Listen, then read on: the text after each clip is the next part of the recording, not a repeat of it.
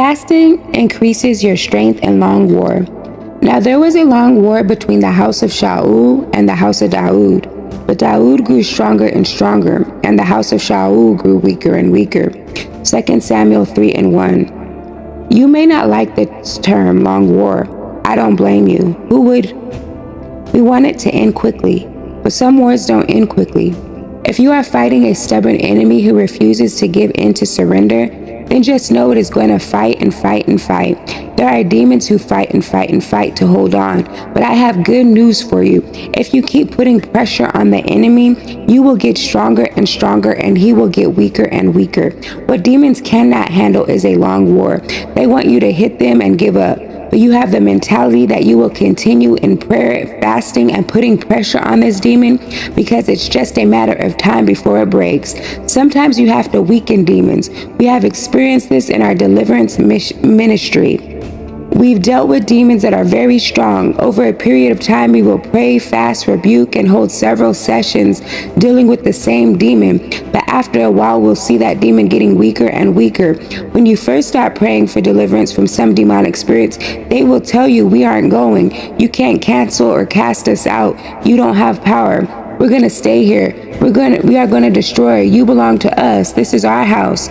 You just say, okay, just keep talking. I'm going to pray in tongues, fast, rebuke the devil, plead the blood, quote scriptures. Then after a while, those same tough talking demons will say, would you leave us alone? Would you give it a break? You are getting on our nerves. You can always tell when demons are starting to weaken because they get angry and start threatening. They'll say, we're going to kill you. Don't be afraid. That's called panic. When you start seeing the devil panic, you know that you need to keep putting on the pressure until he whimpers out of your life.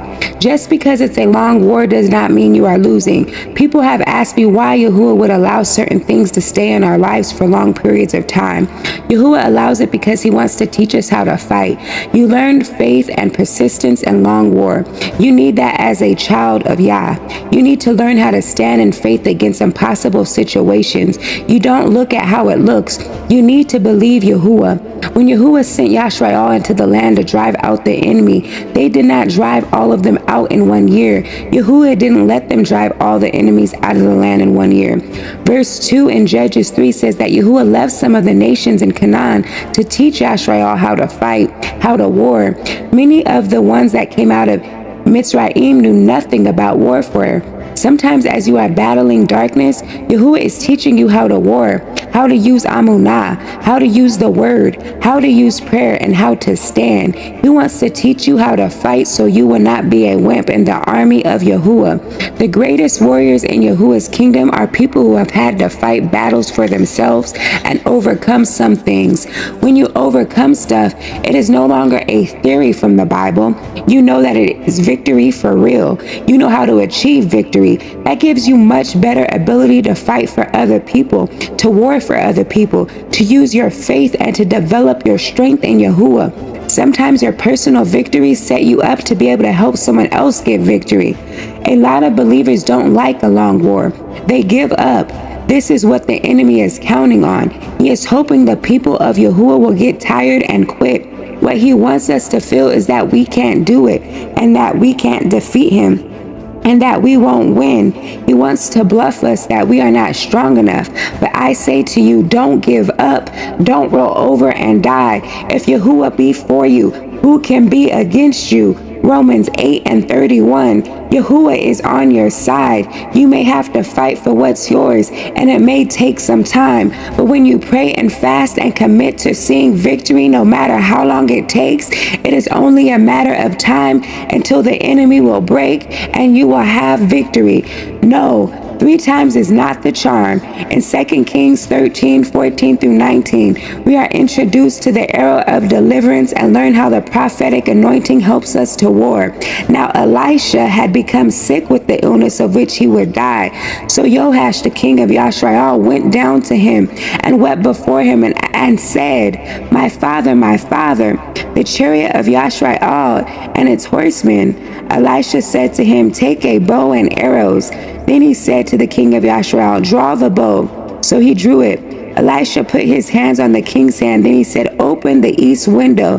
So he opened it. Then Elisha said, shoot. So he shot. And he said, the arrow of the deliverance of Yahuwah and the arrow of deliverance from Aram. For you must strike Aram in effect until you have destroyed them. Then he said, take the arrows. So he took them. Then he said to the king of Yashrael, strike the ground. So he struck it 3 times and stood there. Then the man of Yahuwah was angry with him and said, you should have struck it 5 or 6 times. Then you would have stricken Aram until you had finished him. Now you would strike Aram just 3 times.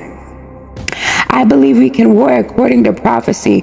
The word of Yahuwah is what you need to win and achieve victory. It is important to be connected to the prophetic. The words encourage us in what we are dealing with. It helps us to war against our enemies and win. The Syrians were the major enemies of Yashrael. They were a very strong and stubborn enemy. King Joash went to a sick and dying prophet Elisha and cried out to him about the armies of Syria. Elisha told Joash that he must strike against Syria over and over again until they have been destroyed. Then Elisha told him to take a bow and arrows and to strike it on the ground. He didn't tell him how many times. Joash hit it on the ground 3 times and stopped. The prophet was angry because it meant Joash would only defeat the Syrians 3 times. The 3 times was not enough to destroy the Syrians as Elisha had prophesied. Perhaps Elisha could have told him how many times to strike the arrows on the ground, but sometimes what is in a person comes out in their actions. Joash didn't have enough hatred and anger for the enemy to strike the ground beyond the 3rd time or until the arrow broke. When you are dealing with the enemy, you need to give him more than just a courtesy tap. You need to really want to win. You have to hate what you are fighting so much that you beat it until the arrow breaks. You have to hate lust. You have to hate poverty. You have to hate fear. You have to hate rejection or whatever it is until you smash it. It's not just 1, 2, or 3 and then look at the prophet and ask, did I do good? No, strike it until it's destroyed. Another principle, sometimes it takes more than 1 victory before you completely consume the enemy. It wasn't just 1 battle, it was more than 1. In essence, the prophet said you should have struck 4 or 5 times to completely consume the enemy. Now you will only win 3 times, and evidently the 3 victories would not be enough to completely destroy the Syrians. The Syrians lost, but they were still in a position to rebuild. We want to destroy the enemy so that he can't rebuild anymore. We want to mess up his strongholds so much that they are destroyed, and we don't have to worry about seeing that again. Stubborn pharaohs, do not be afraid. Stand firm and you will see the deliverance Yahuwah will bring you today. The Egyptians, the Mitzrayim you see today, you will never see again. Exodus 14 and 13. Pharaoh is the type of Hasatan. He was stubborn. He kept hardening his heart. He kept changing his mind. No matter how much judgment came, he kept hardening his heart. But finally, Yahuwah had one thing to break him. He took his firstborn. Pharaoh still came after them, but Yahuwah said, don't worry about him. I'm going to drown him in the sea, and you will see him no more. I pray that every Pharaoh, every stubborn Pharaoh be drowned and you will not see him again. You may have to go on a fast not 1 time. You may have to fast 10 times. It took 10 plagues to break Pharaoh's power. It's time to break those stubborn Pharaohs. Sometimes a Pharaoh may be a person, controlling devil, a witch, a warlock, Jezebel, a person who wants to control your life, your assembly. I hate to use this example, but it is what comes to my mind. And the Wizard of Oz, when the Wicked Witch of the East threatened the other one, the latter laughed and said, ha ha ha, rubbish. You have no power here. And the same way you need to laugh at Hasatan when the devil threatens you. Just laugh, ha ha ha, rubbish. You have no power here. I watched that movie just to see that. I know that's one witch talking to another, but just eliminate the witch part and you'll get it. Don't let these demon ruach threaten you. I don't care if they're flying around the room on a broom with a black hat on. Declare no witch, no warlock, no Jezebel will control my life. I am a servant of Yahushua HaMashiach, and whom the Son sets free is free indeed. No apostle, no doctor, apostle, no bishop, no archbishop deluxe. I don't care what your title is. No prophet, no prophetess, whatever you are not called to control my life. You are not called to dominate me and manipulate me and intimidate me. The devil is a liar. Sometimes it takes more than one judgment battle or victory to break stubborn enemies. There is something about stubborn enemies. You can hit them one time, but they keep coming back. It seemed that no matter what Yahuwah did to loosen Pharaoh's grip on the children of Yashrael, he would not let Yahuwah's people go. Even Pharaoh's advisors told him, this is the finger of Yahuwah. You cannot fight Yahuwah. See Exodus 8 and 19. And eventually even he had to bow his knee to the King of Kings. And it's time to put a hurting on Hasatan. We're not going to leave them alone. Even as they cry out, let us alone. Mark 1, 23 and 24. We are going to put pressure on them. We are going to bind and rebuke, cast out, pray, fast, and deal with the powers of hell. They have been left alone for too long. Nobody was praying. Nobody was fasting. No one was taking authority or preaching. They have had full sway in this generations. They did what they wanted to do. But now there is a new breed being raised up. There are mores and prophets and apostles and evangelists and everyday believers who will not leave the enemy alone until he's gone. Never again confessions. Never again will Pharaoh, Satan, control me because I have been delivered from his power. Never again will I allow the devil to do what he desires in my life, but I will resist the devil and he flees from me. Jacob 4 and 7. Never again will I listen to or believe the lies of the devil, for he is a liar and the father of lies. John 8 and 44. Never again will I be vexed by unclean Ruach Koth. Luke 6 and 18. Never again will I be harassed by the enemy. Matthew 9 and 36. Never again will I be bound, for Yahushua HaMashiach has made me free. I am free indeed. John 8 and 36. Never again will I allow the demons of double-mindedness to confuse me and make me indecisive. Jacob 1 and 8. Never again will I allow curses to hinder my life. I break every curse, for I have been redeemed from the curse through Yahushua HaMashiach. Galatians 3 and 13. Never again will I open the door for demons to come into my life through unforgiveness. Matthew 18 and 35. Never again will I open the door for demons to enter my life through habitual sin. Never again will I open the door for demons to enter my life through occult involvement.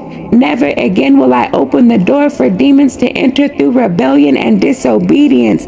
Never again will the demon of mind control affect my thinking. I sever all the tentacles of mind control. Never again will serpent and scorpion spirits affect my life, for I have power to tread on serpents and scorpions. Never again will the enemy be my master. Yahusha is my Adonai. Never again will I tolerate the works of Hasatan in my life, for Yahusha came and destroyed the works of the devil. 1 John 3 and 8. Never again will I compromise my standards, and Kudashah, the word of Yahuwah, is my standard, not the standards of the world. 2 Corinthians 10 and 2. Never again will I allow the enemy to control any part of my life, but my life is under the control of the Ruach and word of Yahuwah. Never again will I allow the enemy to control my destiny, but Yahuwah is the revealer and finisher of my destiny. Never again will I allow the enemy to abort any plan of Yahuwah for my life. Never again will I allow people to draw me away from the love of Yahuwah, but I commit myself to walking in love, for Yahuwah is love. 1 John 4, 7 through 8. Never again will I shut up my bowels of compassion. 1 John 3 and 17. Never again will I behave unseemly, for love does not behave unseemly. 1 Corinthians 13 and 5. Never again will I be easily provoked, for love is not easily provoked. 1 Corinthians 13 and 5. Never again will I seek my own, for love does not seek its own. 1 Corinthians 13 and 5. Never again will I think evil, for love does not think evil. 1 Corinthians 13 and 6. Never again will I lose hope, for love hopes all things. 1 Corinthians 13:7. Never again will I give up, for love endures all things. 1 Corinthians 13:7. Never again will I allow the accuser to accuse me, for I am washed and cleansed by the blood of the Lamb. Revelation 1:5, Revelation 7:14. Never again will I allow sorrow and sadness to control my soul, for Yahuwah has taken away my sorrow and my pain. Yashayahu 65:19. Never again will the heavens be shut over my life, but Yahuwah has opened the windows of heaven